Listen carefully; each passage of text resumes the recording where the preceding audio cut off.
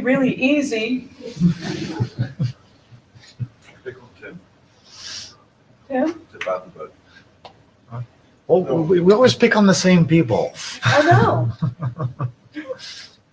Taking- Yeah. Do we have a volunteer? Well, I will volunteer to do it for the time when I'm not talking. And I will be there too, so, to fill in the blanks. And for anyone, I know that a lot of you are shy, including a lot of people for whom English is not your native language, but that's the beauty of Etherpad, is if you get more people on Etherpad, then it simply becomes everybody is filling in the holes of everyone else, and it's a whole lot less stressful. So the more people we have on Etherpad, as long as you're not like doing malicious things, the more people we have, the better. It can get really amusing though. I highly recommend it for everybody who even wants to consider maybe getting more involved in IETF. It's a wonderful thing. I will meet you on Etherpad. Okay, David, take it away. Yeah. Stuart, Okay, you, because this is a joint session, there are 2 blue sheets per each of the things. There's a HOMENET and a DNSSD. Oh, should I talk into the microphone? There's HOMENET and DNSSD on each of these, and so if you're going to stay here for both, please put your name on both. That would be much appreciated. Okay. David, can you get started? I'm going to get on Etherpad. And Barbara, we didn't put your name on both, though. I put my name on one of each. No. No, this seat, Stuart has the other one. All right, let's get started. So we're going to start with a half hour of DNSSD. And so getting started. So it is Monday. This is the note well. It's a very big slide, and I'm not going to keep it up long enough. But if you haven't read the note well, please actually look it up in your favorite search engine and actually do read it. You, just by being here and saying things, you have requirements relating to patents, for example, that you need to be aware of. And also the IETF has a code of conduct that we will be enforcing. So if you're not aware of what's in that code of conduct, please go inform yourself. But it's pretty reasonable stuff. Just be nice to everyone around you and everything will go great. So a few reminders. Anytime you go up to the microphone, please state your name clearly so the minute taker can take it down. Please review our documents so we keep progressing them and we make sure they are the highest quality output possible. And please sign the blue sheets that are going around right now. So we have, in case you're searching for the links, you can pull up these slides in the tools. These are some links mainly for people that are not in the room.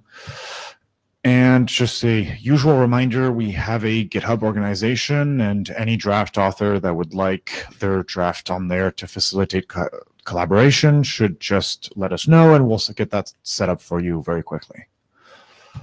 So our main goals for today's sessions are to get an update on our current documents, to discuss some more early work, and discuss kind of where we're going with all this, and also our privacy efforts. So here's our agenda specific to DNSSD, not to HOMENET. So our first half-hour session has these 3 items, and our second session later today will be discussing privacy. Would anyone like to bash the agenda? Going once, twice. All right, success. And Stuart, you're up. By the way, I have a status for all of that document. Oh, do you want to do that now or? No, we can do it after Stuart. Okay.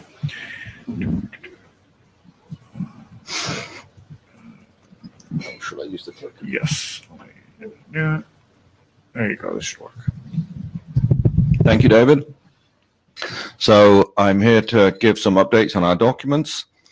The first one I'm talking about is Service Registration Protocol, which is a reminder a way for devices offering services to use a variant of DNS update to record that in the network as an alternative to using multicast.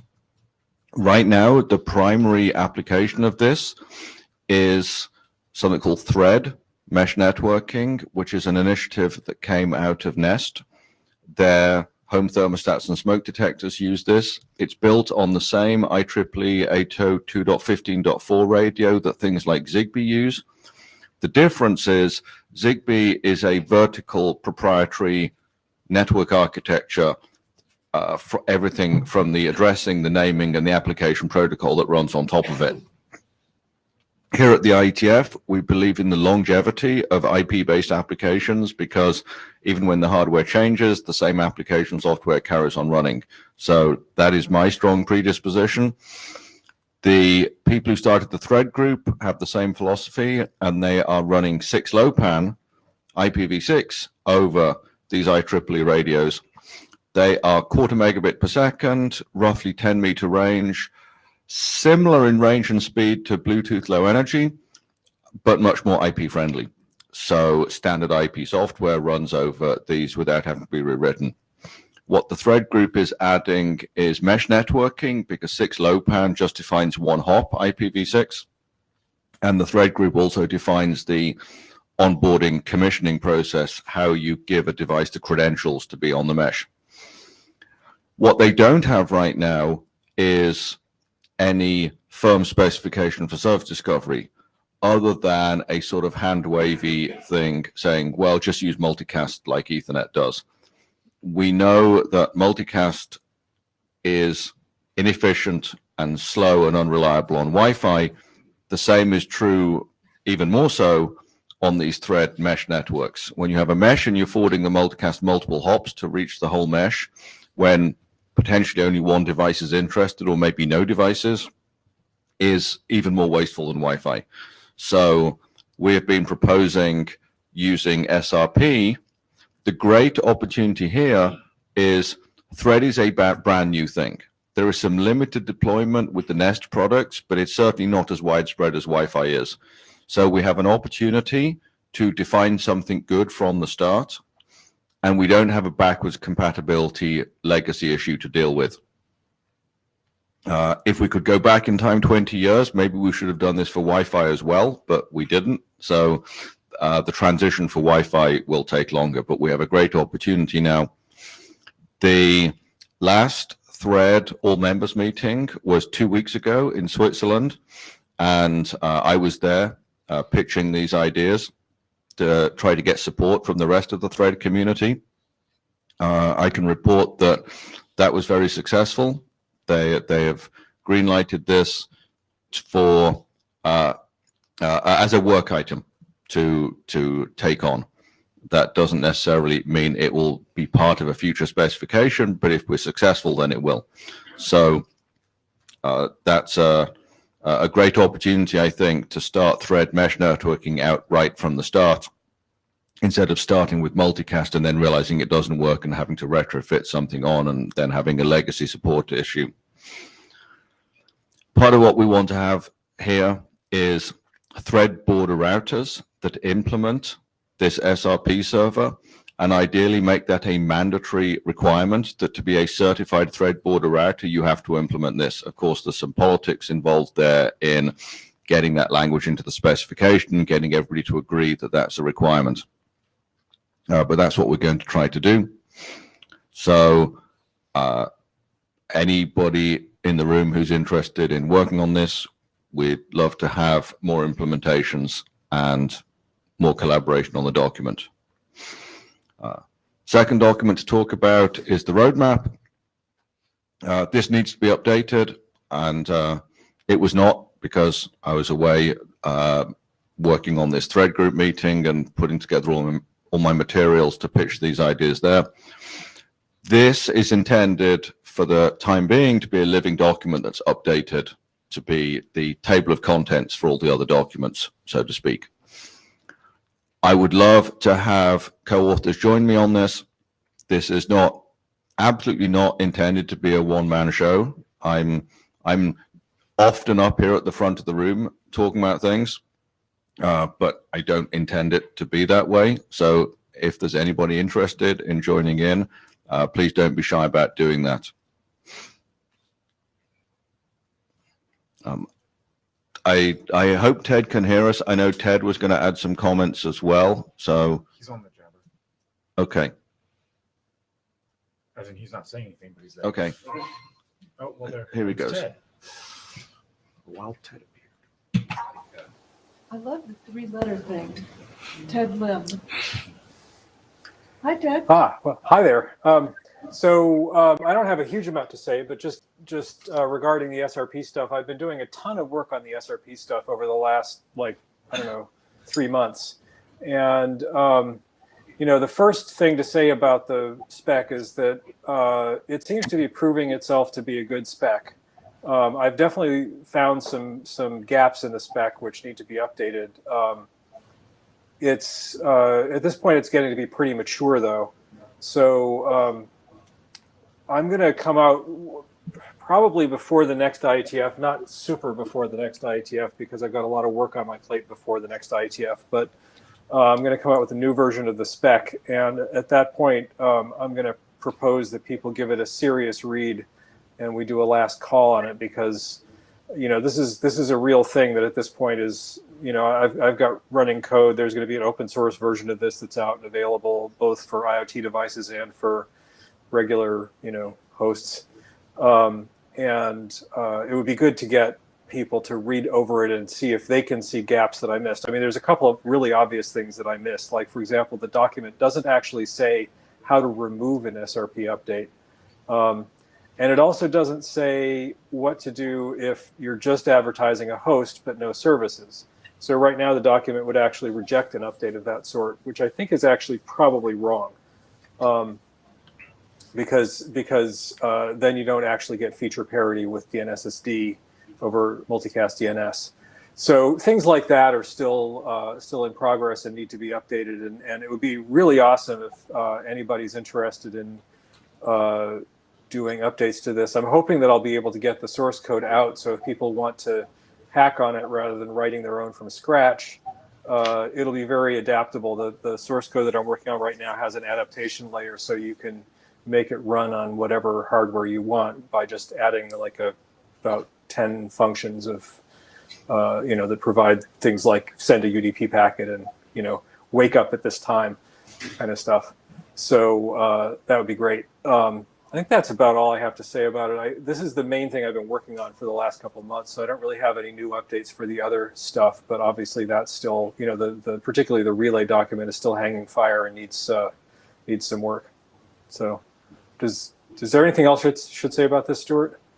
No, that's good. I just wanted to give you a chance to update, because Ted and I were together at the thread group meeting in Switzerland and actually did a demo using some prototype border router devices from Eero, from Linksys, and the Google Nest hubs. And that demo was successful. And we showed different vendors' products interoperating. We had an iPhone running the HomeKit app, talking over Wi-Fi to the Linksys border router over Thread to a simulated HomeKit accessory, a light. I guess it wasn't simulated, it was a real LED light. It just wasn't a very bright one. It's a little development kit with a surface mount LED. But in terms of software, that is exactly a HomeKit controlled light.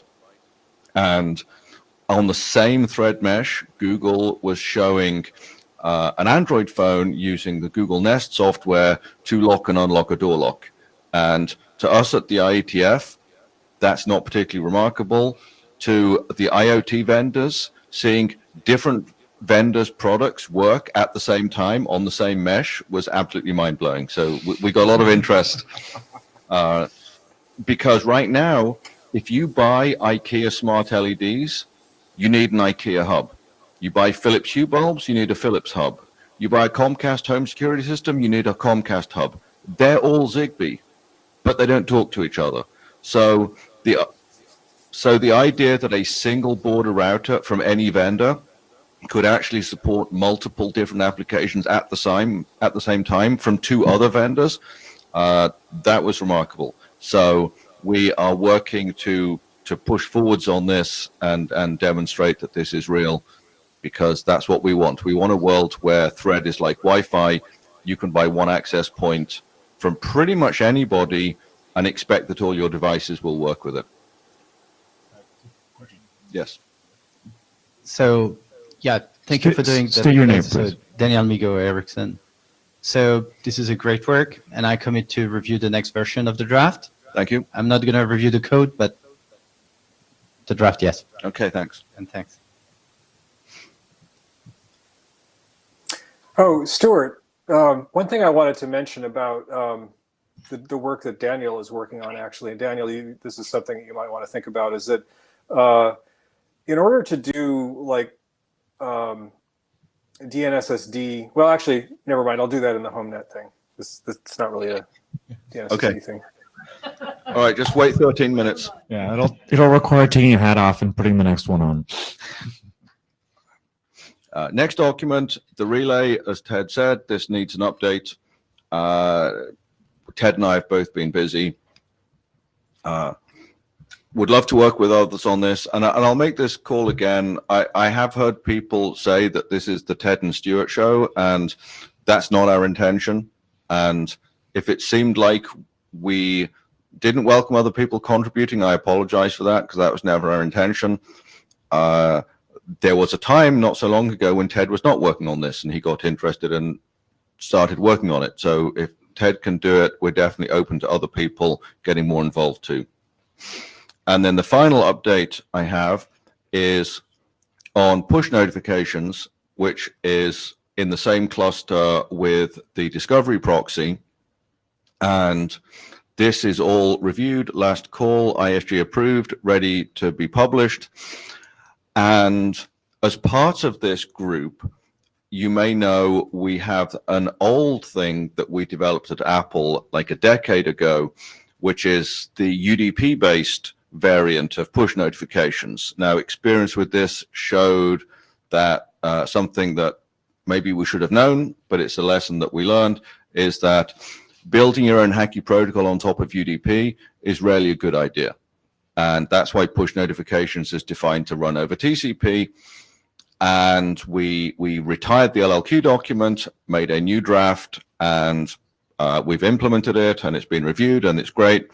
And when this was published, I asked the independent stream editor to publish the LLQ document as an informational document just for the historical record, that this is the old thing. If you see these packets, this is what they mean, but with a clear forward reference saying, don't implement this, do the new thing instead.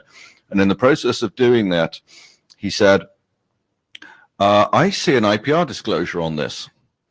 And I apologized to the working group in the IETF. That was totally my fault. This was a decade ago. I had totally forgotten about it. So I have asked Apple Legal to basically apply that same IPR disclosure to the push notifications draft, offering that patent under the same terms, because that's our intention. What we said 10 years ago applies now. Big companies, things move slowly. But I'm hopeful, cross fingers, that literally any day now we will get that disclosure in, and that can unblock this, and then all three documents can go ahead and get published. Hopefully by the end of the year. That would be nice to get 2019 dates on these. So that is the final update on that. Thank you. Thank you, Stuart. Any questions?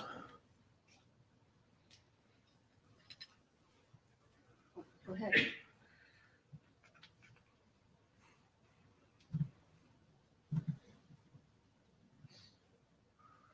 And here's the summary of what Stuart just told you. There's your waiting for DNS push, which is waiting for the patent IPR declaration. And we have the privacy and security requirements, which are in working group last call. Is that right? That's what the status said. Yes. Yeah. The privacy requirements we'll be discussing at the privacy session at 6:10 tonight. Right. And the SRP document is still a working group document, and comments are welcome and encouraged. That's the word. Yeah. Yeah, next up is okay. So I did send an email to the list because we have on again, off again discussed, do we ever want to recharter? And so these were some points I kind of grouped some of them together that Tom Pusateri had brought up as things maybe to consider. There was very minimal discussion. I think there was one email that said, yeah, maybe, I don't know. That's just my summary of it. And so I'd like to, ask maybe here if any of these call out to you and, really resonate and like have your name attached to them or something, and you'd like to see us recharter.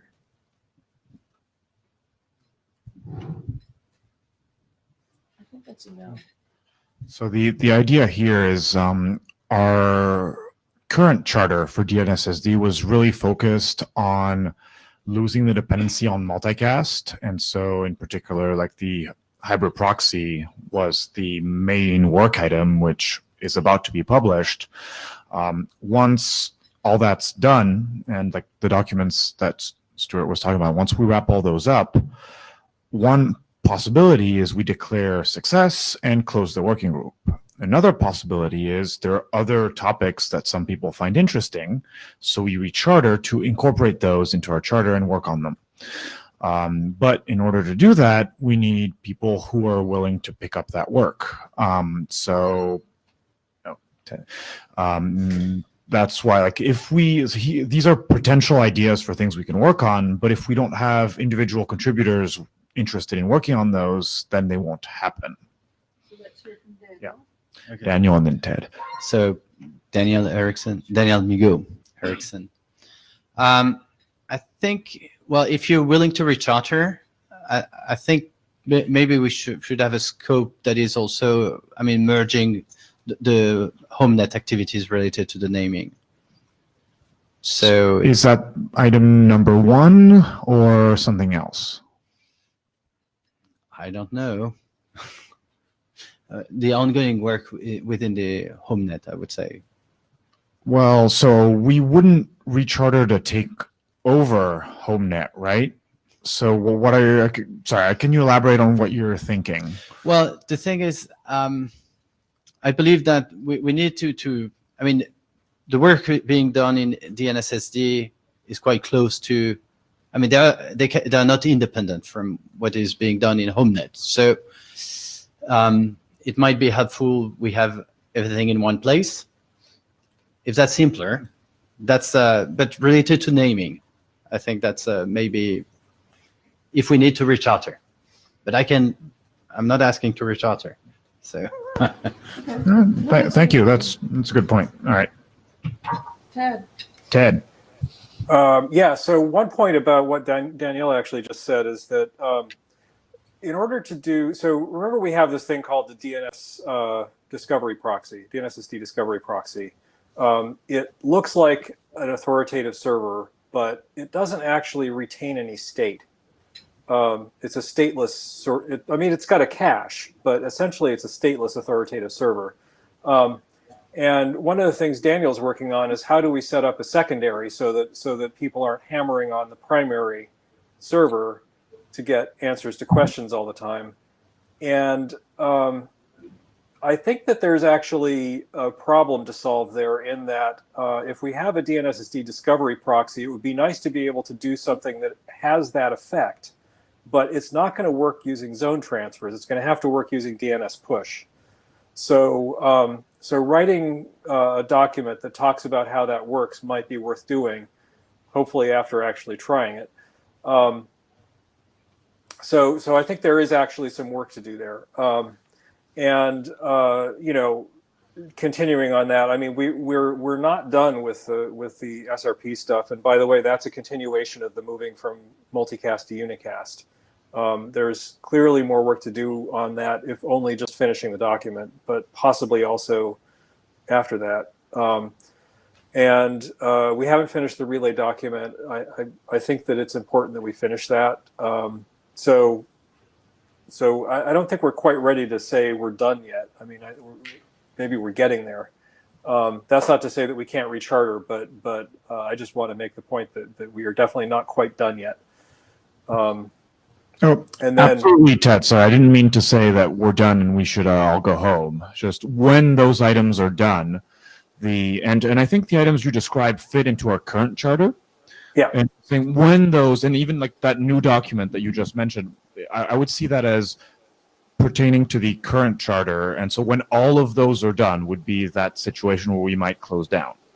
yep.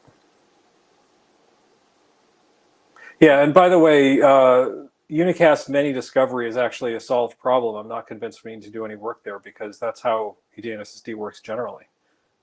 You ask for a PTR record for a service, and it gives you a list of all the known services on that PTR record. I mean, it gives you a list of PTR records for each of the services that provide, for each of the servers that provide that service.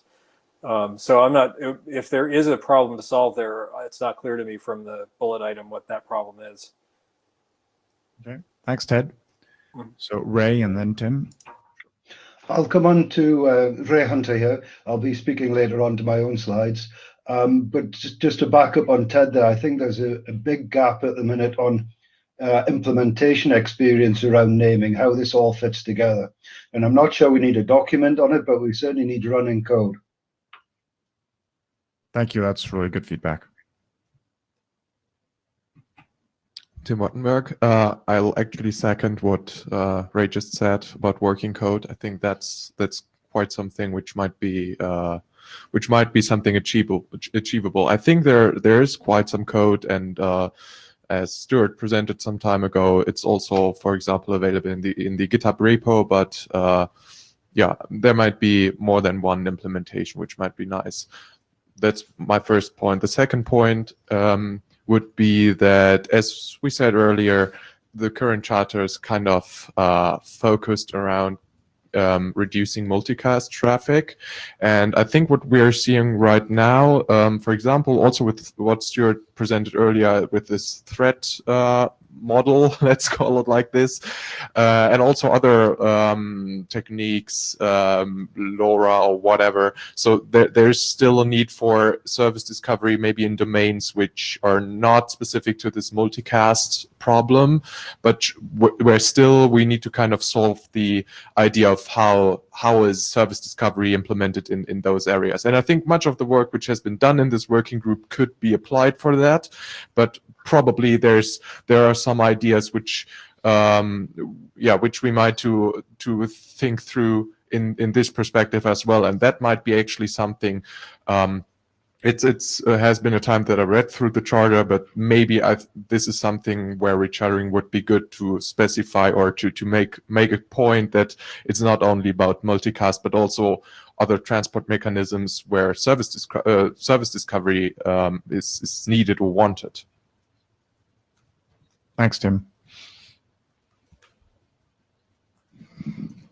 I'm hearing a common theme, people talking about more code experience. I'm really happy to hear that. So I'm going to make a suggestion. We've been using the hackathon time at the IETF meetings, but it's often just been me and Ted, or me and Ted and Tim. Maybe we can make a plan for the next hackathon to have a concrete list of things that we're going to work on. So if anybody is interested in and willing to contribute to that, send an email to the list or privately to me and Ted, and let's make an actual plan of some concrete things we want to achieve at the next hackathon. Stuart, can I give you the action item of coming up with that original list and posting a list of things to work on the next hackathon and putting it on the list for comment? Yes, I will send out a suggested list, and I welcome input from other people about what they think are the priorities to work on. Thank you, Stuart.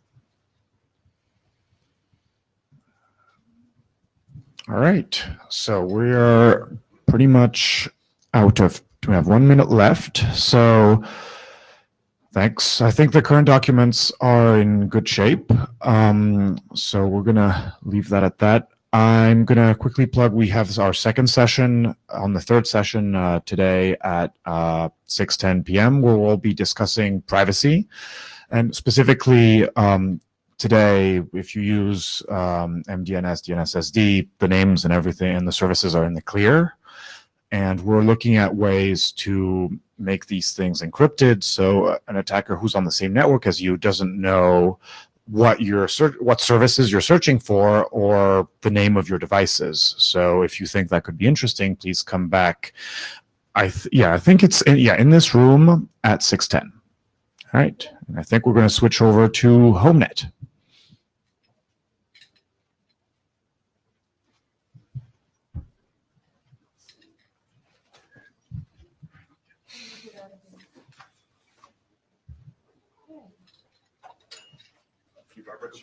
There you go.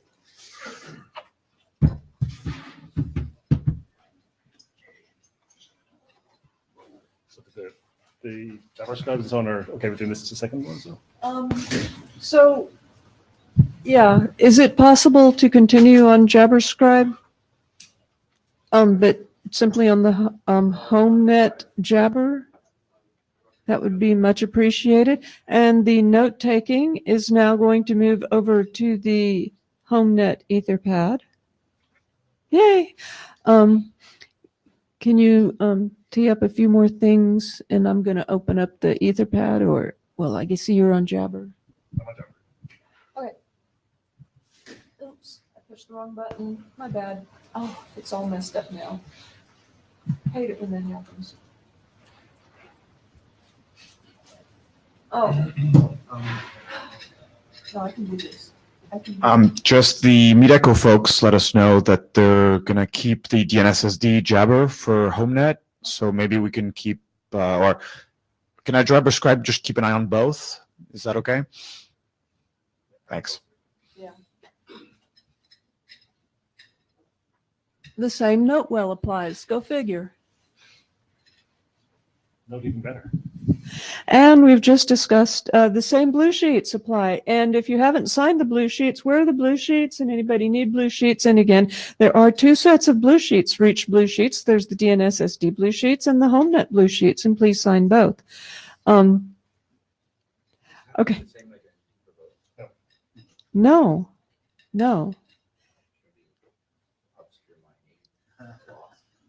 Okay, so first up is going to be the HomeNet naming architecture. This is the agenda.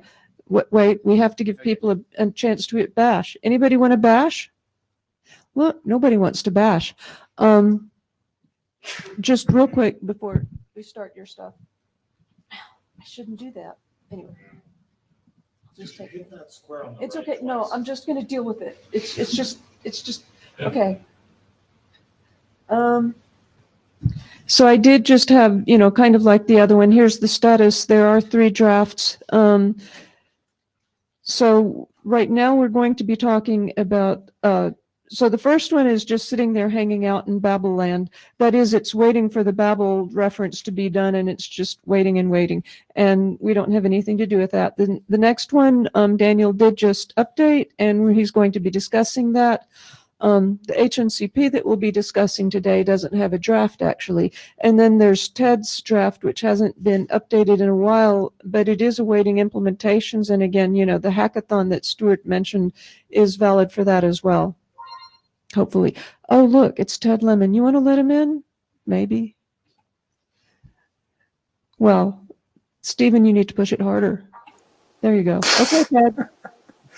FYI, the HomeNet, the simple HomeNet naming stuff, there is actually, I've been doing some implementation work on that. It's a little bit farther in the rearview mirror than 3 months, but we have some running code that does little pieces of that, and I think there's been other work that's been done on that as well. So there is actually ongoing work. It's not just, it would be nice if somebody did something. Okay. And now we're going to move on. Quick comment I wanted to make about HNCP. For the thread group work that Ted and I have been looking at, there is this question.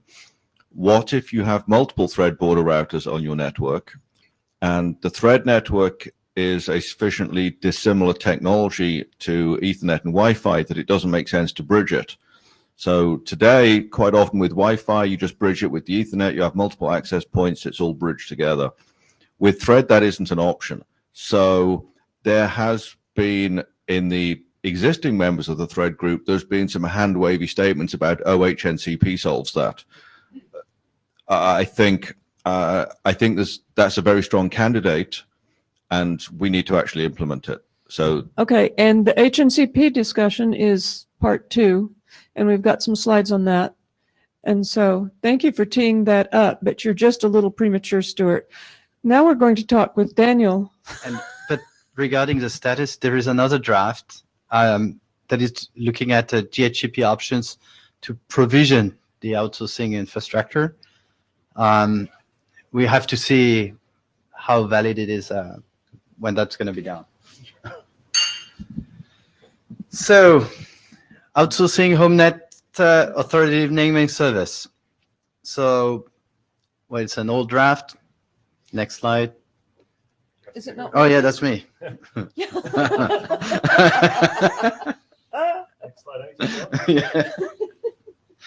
So we basically rewrote the document. I think pretty much the full document. What changed is that we specified, the protocol that is used in order for the between the home network authoritative naming, the naming authority, and the outsourcing infrastructure. We reviewed the names, the terminology as well. Ray did an implementation of that. So some of the design choices have been driven by the implementation. And there is a concrete interest in deploying it.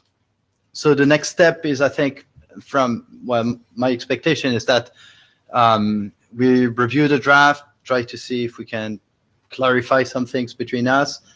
And then it's, in my opinion, is going to be pretty much close to working group last call.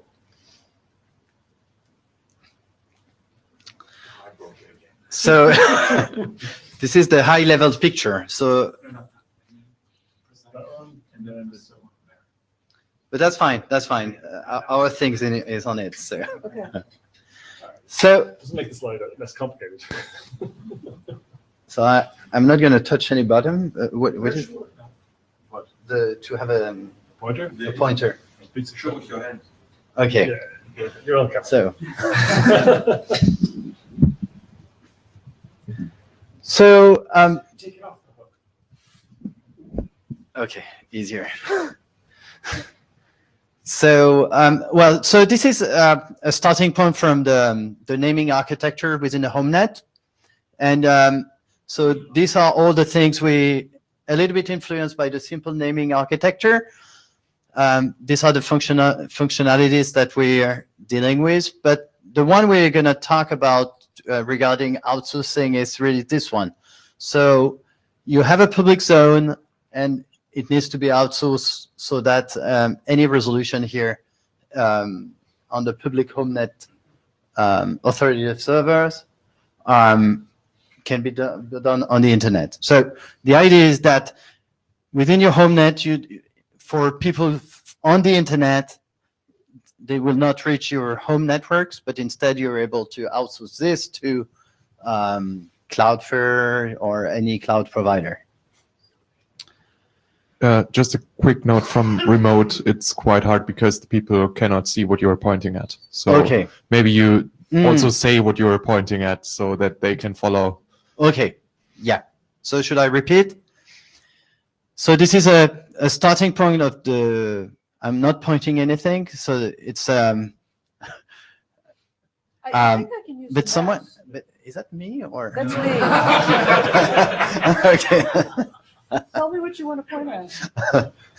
So there is nothing to point. This is a global picture of what we're moving on for the network, the naming architecture in the home networks, and the outsourcing. The related part of the outsourcing is just one piece of that, and it's the one represented in red. So where you have a connections between a HOMENET authority and the distributed master, as well as the one represented in black here, the HOMENET authoritative servers, and maybe some relations with the resolver, which is represented in blue. So, next step. Next slide. So, the HOMENET naming authorities, what it basically does, it builds a zone for the HOMENET that is expected to be reached from outside of the internet. So it's basically the zone of device that you expect to be published on the wide internet. We're using DNSSEC. So the idea is that the HOMENET is generating its key, keep its key very secret, sign the zone, and push the zone to the outsourcing infrastructure. So the only thing that is it's quite a simple mechanism, but what we would like to have is a way to automate that and to make that easy to configure so that it can actually be deployed at scale, which means on various HOMENET routers. Yeah, so you have the key for the DNS, and because the HOMENET authority is going to upload the file to outsourcing infrastructure. It needs to be authenticated, those two parties. So we're using another set of keys, which is only restricted for the authentication. So the resolver. So when you're in your HOMENET, you want to access also the domain names that are being published outside on the outsourcing infrastructure. So suppose you're using Cloudflare. Cloudflare is hosting for you your HOMENET zone, and you have connectivity disruptions. So you want to be able to reach from your HOMENET your names that are www.example.com, or let's say nas.example.com. You want to be able to reach in within your internet HOMENET, even though you have connectivity disruptions. How you can do that? Well, it's basically having a way to reach what is in the public zone inside the HOMENET. So you could have an HOMENET authoritative service that is doing that for you.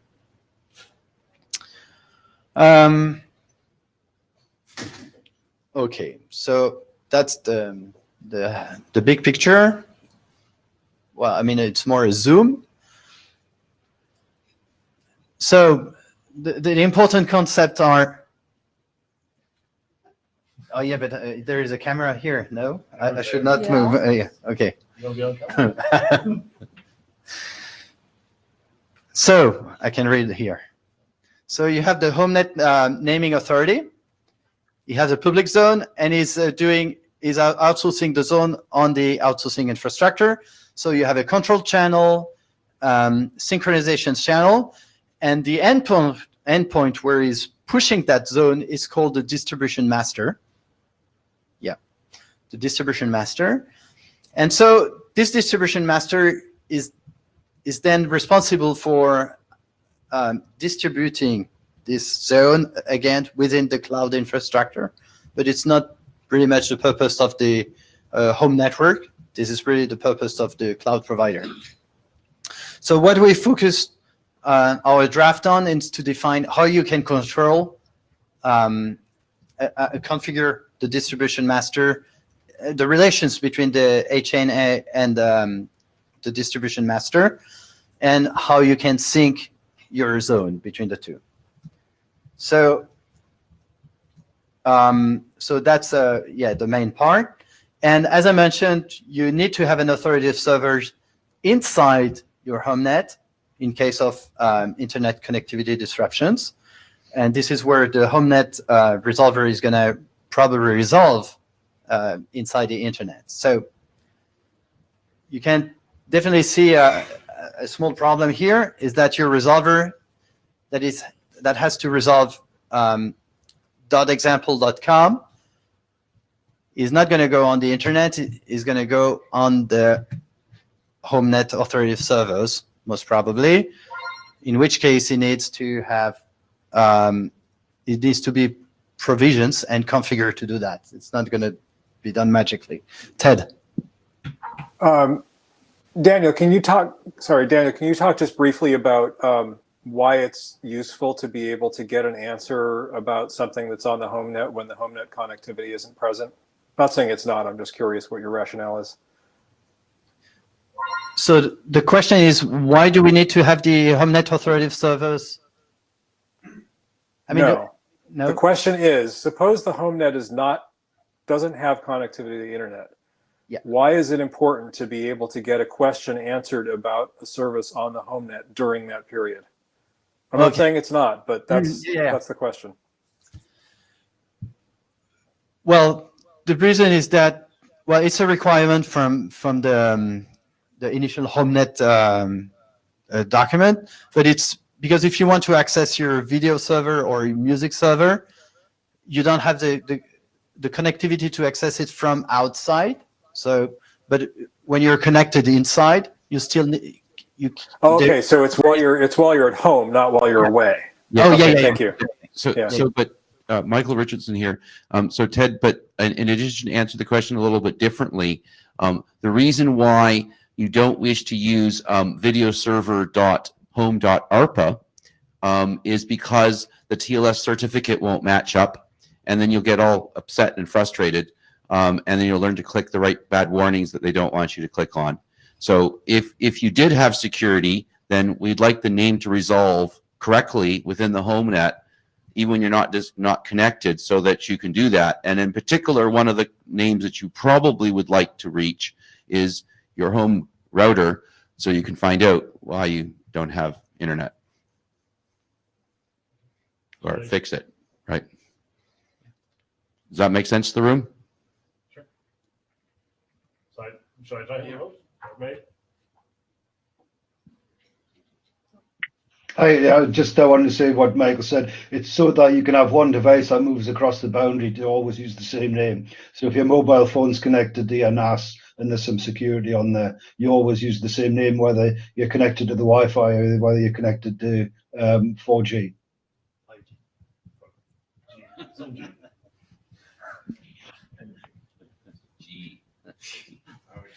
So next slide. Is that fine? Do we have any questions regarding this or no?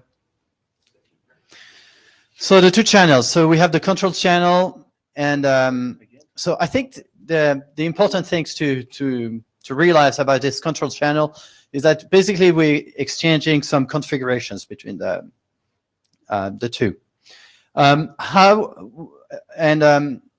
So how we do that? We're using a special way to do that. Is that the information is carried by DNS messages.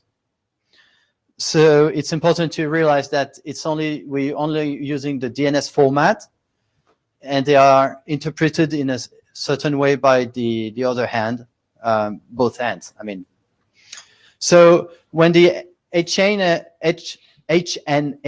wants to retrieve some parameters, he's using an AXFR query. And when he's willing to push some informations, is using a DNS update. So the reason we did not use HTTP or JSON object is that while we were working with DNS libraries, all the DNS libraries have these messages, and so it was much easier, much lightweight to use this way to carry the information. Then the synchronization channel, we're using a primary-secondary relation, and distribution channel is almost out of scope of the HomeNet. So securing the channels. So the control channel is authenticated and encrypted using TLS. So we basically did, a common way to secure DNS exchange is to use a TSIG, but we removed that. We did not really consider this because, well, you have the symmetric keys that have to be renewed and provisioned. So we basically only use TLS. A question that was raised is that, do we really need to protect with TLS the synchronization channel, given that the content of the public zone is expected to be public, and it's signed with DNSSEC. So this is one of the comments we received. So I'd like to see if there are any ideas, any thoughts on that. So Daniel, there's a draft in Deprive on XFR over TLS now. That's relatively recent. Is that what you're considering using here? Well, so yeah, everything is over TLS. So I maybe I have to dig why we need a draft on. Yeah, that's yeah. Okay. It's basically what we. Ray. Yeah, Ray Bellis, I see. Sorry, can you go back one slide, please, Daniel? On the DS sending for the DNSSEC, could I suggest you please look at using CDS instead of DS? Because that already has the specific semantic that it's for a child to publish its DS record to its parent. So in conformant servers, they can automatically handle taking a CDS from the child and pushing it up into their parent zone rather than needing some separate out-of-band mechanism. Yeah, so this will be the purpose of the outsourcing infrastructure. And so what we are saying is basically that we leave that to the outsourcing infrastructure. They could use the CDS or any EPP mechanisms. Yeah, but a published CDS record already means, please send this to my parents. Yeah, that's exactly what that's for. Yeah. So okay, so within, when I provide the HOMENET zone, I'm signing it, having the CDS in that. Yeah. Yeah. Okay. So yeah, send CDS rather than DS, and it should just yeah, work. yeah. So just as a with support of time, registrars. Yeah, it's Just not a- in the draft, but thanks for. so as a time check, I think we're down to 8 minutes. Okay, You so have a question in queue. So Ray, do you want to do this or you? Ray is. Just wanted to reply to Ray Bellis. Definitely use CDS for ongoing operations over the synchronization channel, but and you can use, there's a standard for that, not implemented already, using CDS records. Fully aware of that, but the problem is we've got to establish trust for the initial operations, and you can't do that on scale using the existing mechanisms. So what we do is we publish a DS record over the control channel when we're using the certificate on the TLS to establish the initial trust for the DS record. Does that make sense to why we did that?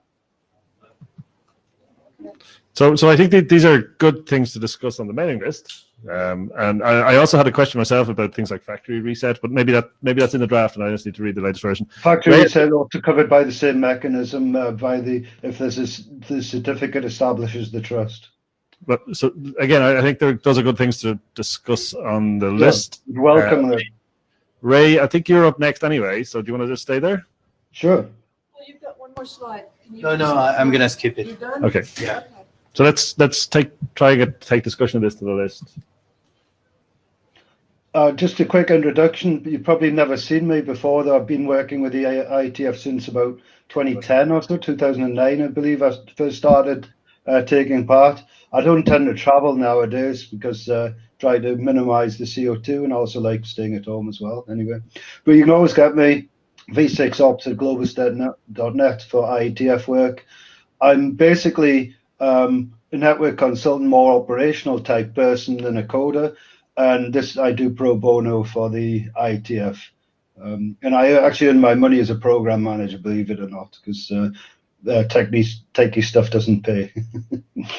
Anyway, next slide. That's enough about me. Let's talk about the technology.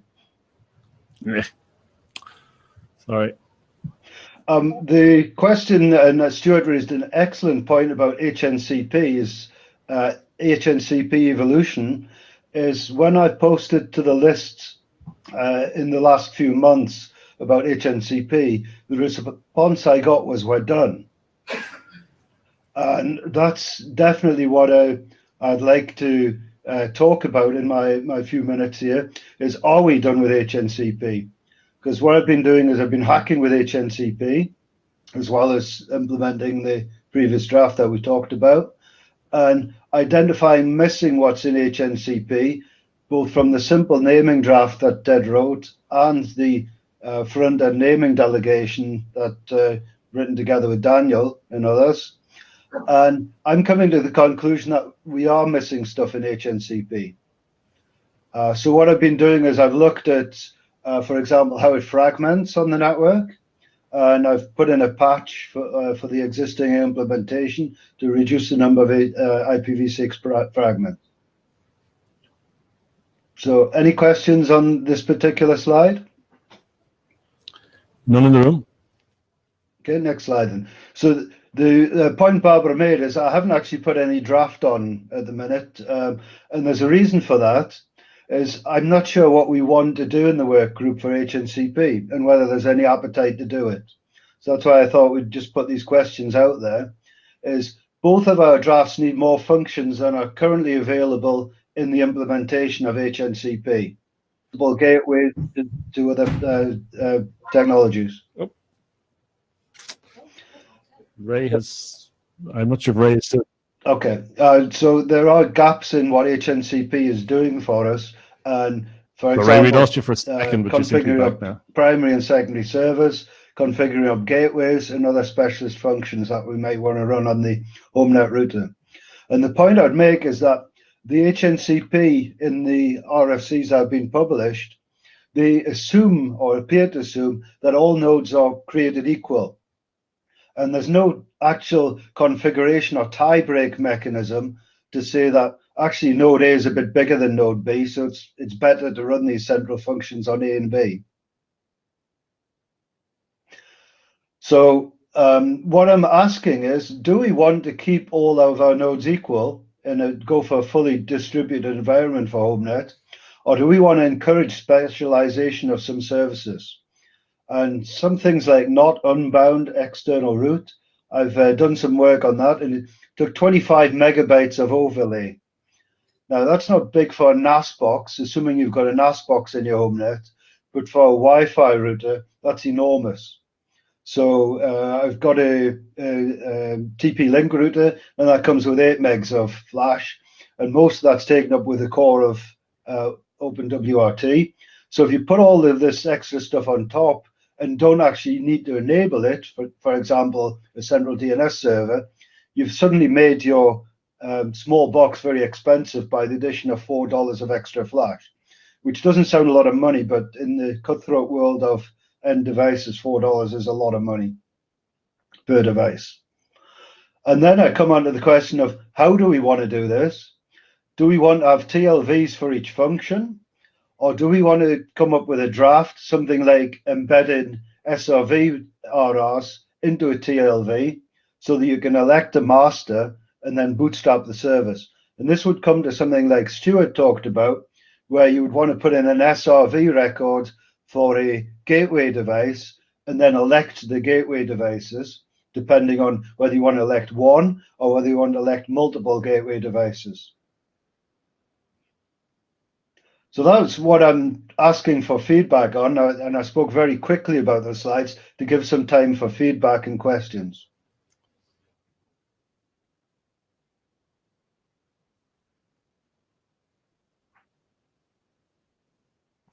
Okay, so we have Daniel in the room, and Ted, I think, is still in the queue. Okay, so Ted. It's not clear to me how to switch like this, but we'll try hit the button a couple of times and see what happens. So there goes Ray, and here comes Ted. Yeah. Okay. So a couple things. First of all, I'm really delighted that Ray's been working on this. I've been following the work that he's been doing, but I haven't really had time to participate because I've been working on the SRP stuff. So I'm hoping that we'll have a chance to work on this before the next IETF, and if not, then in that, at least in that zone. I think that it's a bit of a red herring to worry about flash space because I don't think that that's really the direction that things are going at this point. If we were to require that routers provide enough flash space to do this stuff correctly, and if there were demand for this functionality, I think that the difference in the price of the flash, first of all, I don't think it would be $4 for the part. I think it would be quite a bit less than that because the amount of additional flash isn't that much. But secondly, I think that we're the day when So this, I think, is where Ray's getting back in queue and Ted. Did you lose me? You come back. Internet connectivity is wonderful. Anyway, so I think worrying about footprint is probably not that important. That said, I think it is certainly the case that there will be primary and secondaries, and we should figure out how to do that. Okay. So. Thanks. We have a couple of people here in the room in the queue and 0 minutes, but so if we were brief, that should work. Michael Richardson here. So I'm going to agree with Ted for the reason that if you look at the market for 100 meg plus fiber to the home type devices, they are not the 30 for the $20 devices. They are upwards in hundreds of dollars, and that couple bucks for extra flash is probably okay. It's only in the little doohickey devices that we stick in our pockets and bring to the IETF with us that it's a $6 event. So Daniel, did you want to? Yeah, I just want to say that's great feedback, but I would say that so Ray, we can let you just finish off there. We're kind of out of time, but HomeNet, so we're going to have to produce basically 3 different images. We're going to have to come up with a heavy image for the big devices and a light image for the small devices.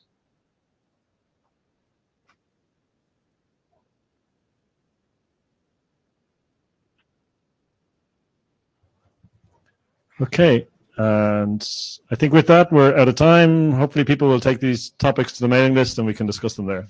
Thank you all. And DNSSD is in this room at 1810, which happens to be 6:10, depending on if you're 12-hour, 8 or 24-hour clock. Yes. That actually went well. Yeah, half an hour was a little, like we could have done another 10 minutes maybe, but Yeah. Well, nor did I, so you're not the worst person. Yeah, I won't yell at you for that. I'll yell at you for that. Also, we need to have another conversation about